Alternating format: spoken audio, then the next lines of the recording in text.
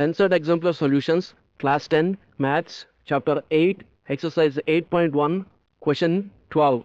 Multiple choice question 12. If 4 times tan theta is equal to 3, then 4 times sin theta minus cos theta by 4 times sin theta plus cos theta is equal to option A 2 by 3, option B 1 by 3, option C 1 by 2, or option D 3 by 4. Let us find the answer. Let us write the given expression.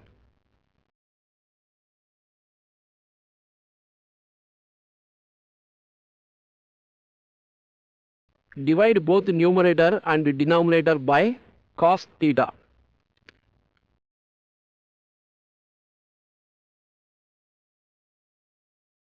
Then we get 4 sin theta minus cos theta by cos theta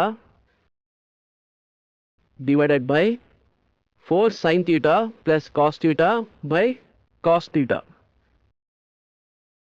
4 times sin theta by cos theta can be written as tan theta minus cos theta by cos theta can be written as 1. Similarly, in the denominator we can write it as 4 times sin theta by cos theta is 4 times tan theta plus cos theta by cos theta is 1. That is equal to, we are given that 4 times tan theta is 3.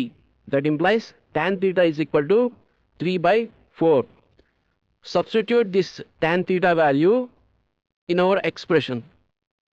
4 times tan theta is 3 by 4 minus 1 by 4 times tan theta is 3 by 4 plus 1. Cancel 4 and we are left with 3 minus 1 by 3 plus 1. 3 minus 1 is 2, 3 plus 1 is 4. That is equal to 1 by 2. From the given options, option C 1 by 2 is the right answer. Therefore, if 4 times tan theta is equal to 3, then the value of the expression 4 sin theta minus cos theta by 4 sin theta plus cos theta is option C 1 by 2.